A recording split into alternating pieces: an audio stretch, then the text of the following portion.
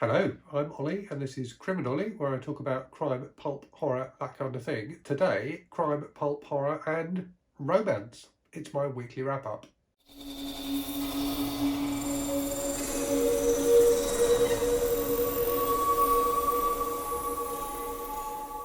So, normal format, I'm going to talk about what I have read and what I'm going to be reading, do some channel stuff, and this week I also want to talk about the February Fantasy Stories read-along, which is being hosted in February by a variety of people, which I'm going to be taking part in. So I was going to talk you through my picks of what I'm going to be reading for that. So starting off then with what I have read. So I think last week when I did this wrap-up video, I was midway through The Heretic by McIlvanney, his sequel to The Quaker. So I finished that. It was excellent. I've done a review of that, which I'll try and remember to link to. But it's a crime novel set in Glasgow in the 70s, which has got a really good mystery at the heart of it. It's got some kind of gangster type stuff. It's got a real kind of sense of justice driving through it. It's a really, really good crime novel. Thoroughly recommended.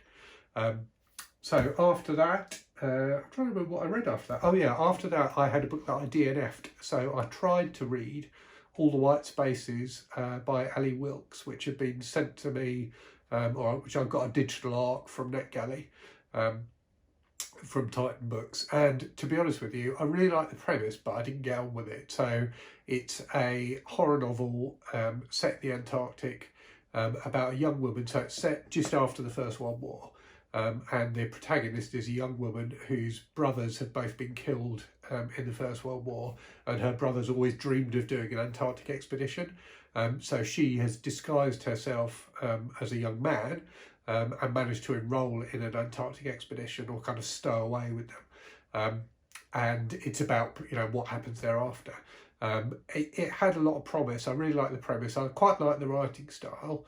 And I really like the kind of post-First World War setting, but it just didn't grip me for some reason. So I ended up DNFing it after kind of 50 or 60 pages, which I was disappointed to do because I did like the idea of it, but yeah, I just wasn't getting on with it at all. So what else have I read this week? So I read the next book in the Executioner series. I think this is, I want to say this is book 9, but I might be wrong. So Chicago Wipeout, which was not as good as some of the other ones. So particularly the one I read last month, New York, what was it? New York Knockout? I can't remember. New York something, was absolutely fantastic. This one wasn't as good, but it was still quite fun. So it's got McIlvanney in Chicago against the mafia, kind of hitting them in their homeland. Yeah, it was a fun read, but not as good as some of the others in the series, but still very much enjoying reading about Mr. Boland's adventures. And look forward to the next one, which I think is a Caribbean one. I think the next one's a Caribbean set one. Also read in the pulp vein, the third survivalist book, The Quest, which again was probably not quite as good as the first two in the series, but still fun. So has John Rourke, the hero who you can see on the cover there, in his ongoing quest to find his wife and children. Tangling up with the Russians who've invaded America again. And there was some quite good stuff in this about, you know, the Russians and the relationships between the different Russian characters. Lots of good action, some, you know, horseback stuff. There was a really good kind of Wild West style gunfight towards the end where Rourke goes up against this evil Russian. So yeah, a fun read, but probably not quite as good as the first two, which I thought were both. I thought the first two were excellent. This one is good, but not quite as good as those two. And then another pulp. So I read Bodies in Bedlam by Richard S. Prader. I don't know if it's Prather, who wrote this series of books about this character, Shell Scott, who's a Los Angeles private eye. I think it's from the 50s. It was a lot of fun.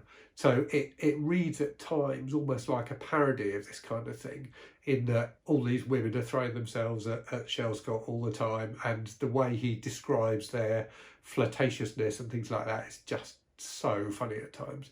I enjoyed it so much, I think I'm probably going to do a short video review of it because it merits it. But yeah, kind of pseudo hard-boiled detective story. I actually really liked the, at the end when they reveal exactly what's been going on. I thought it was quite interestingly handled. I quite like the central idea behind it. It's kind of a blackmail plotline, but the way the blackmailer is getting the material to do the blackmails is quite cool.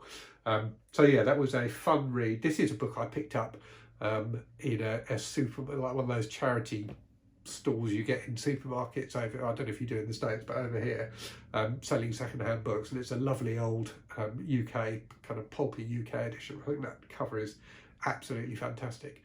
So yeah, that was a lot of fun, and I'm going to try and get hold of some of the other Shel Scott books and read those as well, because I really did enjoy it.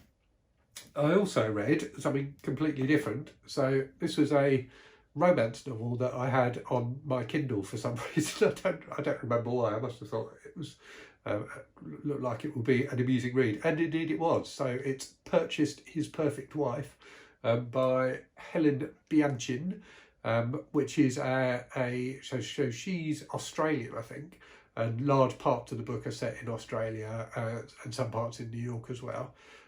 So it's about this young woman who's I'm trying to remember the plot line. So her mother was married to this rich industrialist, and they've both died, and the will is being read, and his son, her stepbrother, stands to inherit a ton of money, and she stands to inherit some money as well. But they previously, had kind of grown up together. He's older than her. He's like 10 years older than her, but they, clearly as step siblings, they knew each other. And she had a massive crush on him.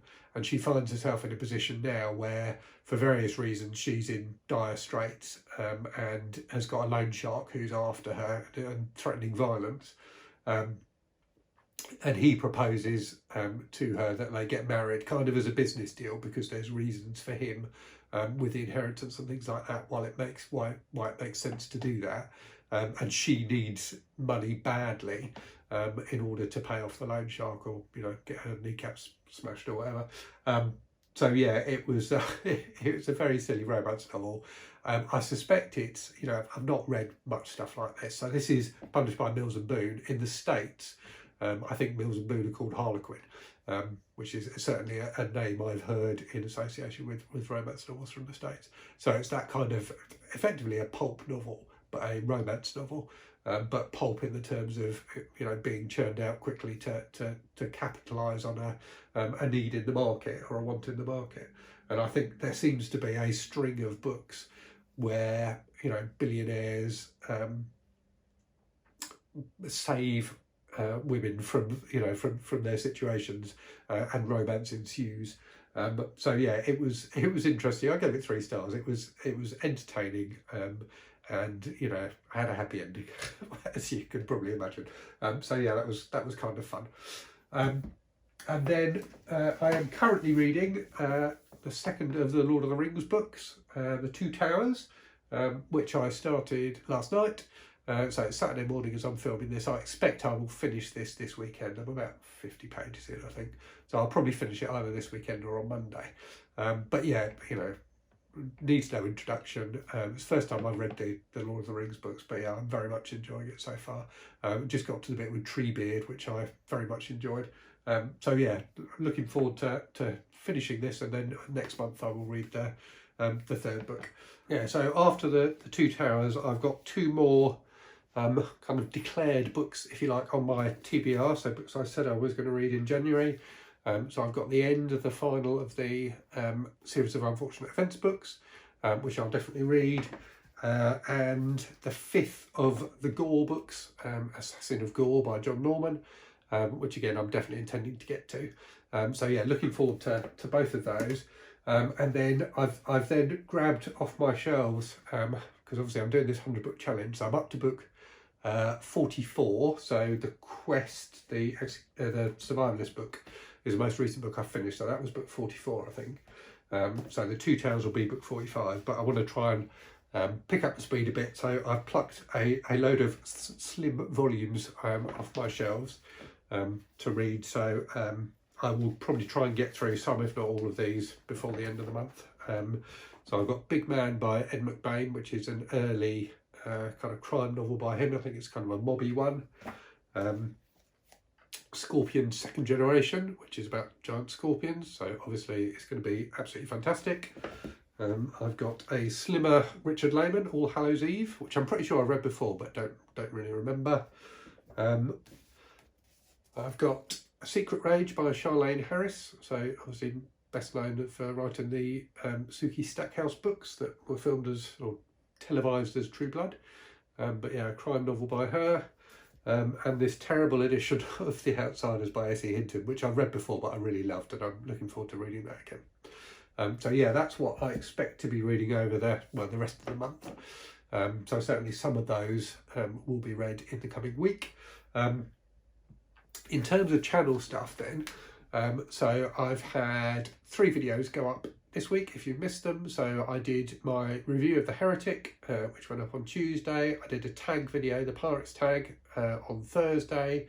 And then yesterday, Friday, I had been intending just to do Tuesday, Thursday, Saturday, but then Steve Donahue started doing this library tour thing, and I thought I would take part in that. So I did a tour of some of my horror books. There are many more to come, so if you don't know or haven't watched the video, I've got loads and loads of books which are boxed up in the attic up there. So I'm going to get down a box at a time and go through it. So the first box was a box of horror books that I've read, so I went through that yesterday.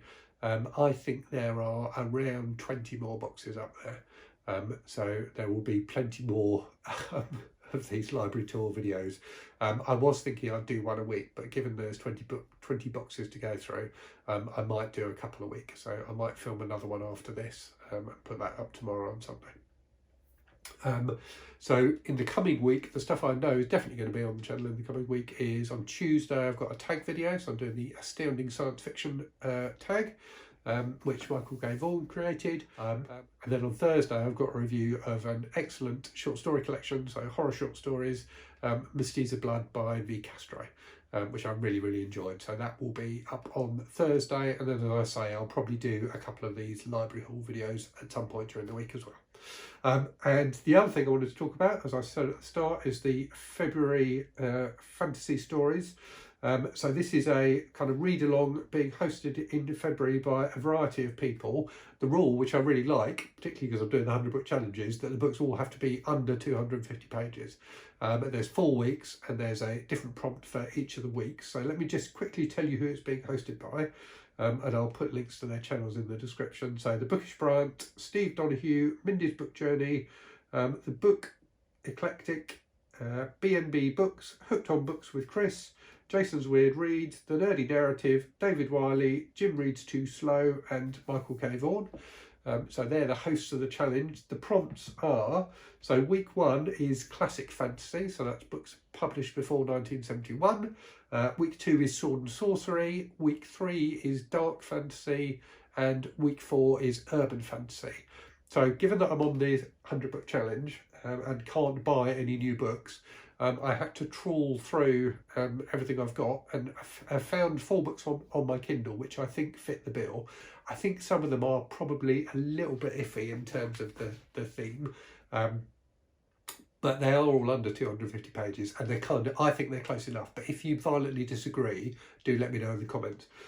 So the books I'm going for, so for the classic fantasy, I've got The Gods of Mars, the second of the Barsoom novels by Edgar Burroughs. So obviously being set on Mars, some people would argue it's science fiction. I would argue there's no science in it at all. It's completely ridiculous and it's definitely fantasy. So yeah, that's the first one. For sword and sorcery, I'm pretty confident with this one. I've got Elric, and I never know how you pronounce the name of the place he comes from. Eric of Melnibone, or Melnibone, I don't know. Again, if you know how to pronounce that, let me know in the comments. So that one by Michael Moorcock, which is early 70s. It wasn't quite early enough in the 70s to count as vintage, but close. So I have read that before. I read it years ago. I used to have a lovely collection of Elric novels. I don't have them anymore, but I have got them on my Kindle, so yeah, I'll be reading that one. Week 3, dark fantasy. So arguably I could read another Elric book for that, but instead I'm going to go with At the Mountains of Madness by H.P. Lovecraft, which I've read before years ago. Lovecraft was was the first horror author I read. And I think At the Mountains of Madness was in the first collection I read. I remember having I'll try and put up a picture of it, but one of the Grafton collected editions that came out in the UK, which were great. So At the Mountains of Madness. So is it dark fantasy? I don't know. It's kind of horror, kind of sci-fi. I'm going to say that makes it dark fantasy. But if you violently disagree, let me know and I'll see if I can find something else. And then week 4 for urban fantasy. This was probably the most difficult one. I've got most of the Rivers of London books on my Kindle, which would definitely, I think, fit the bill for this. But they're all over 250 pages, so I can't read those. So I've got the first couple of books of a series, and again, I don't know why I bought these. I just basically, if something's not on Kindle, I'll probably buy it. It's called Witch, as in broomstick. Witch is Where It All Began, by Adele Abbott, and this is a series. And I think there's quite a number of them now, like over a dozen. They're like cosy mysteries about a witch who's also a private investigator. So I think that fits the urban fantasy bill, and they do look quite fun. I've got 2 or 3 of them.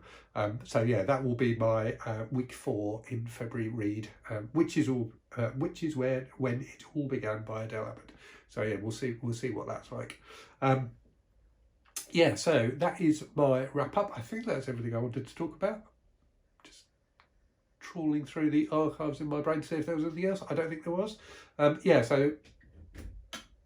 Oh, someone's coming in. Hello. Hello. You right? Yeah. Just saying hi. Okay, thanks. That was my son, Sebastian. Follow his channel, FusionX59. He does videos about a video game called No Man's Sky. He's come back. Hi. He's saying hello again. Yeah. Okay. He's gone again, I think. Yes. No, he's come back. Wow, this must be really riveting for you. Anyway, yeah, that's the week. Let me know what you've been reading. Let me know if you've read any of the stuff I've read. I hope you're all safe and well, and I will speak to you again soon. Cheerio.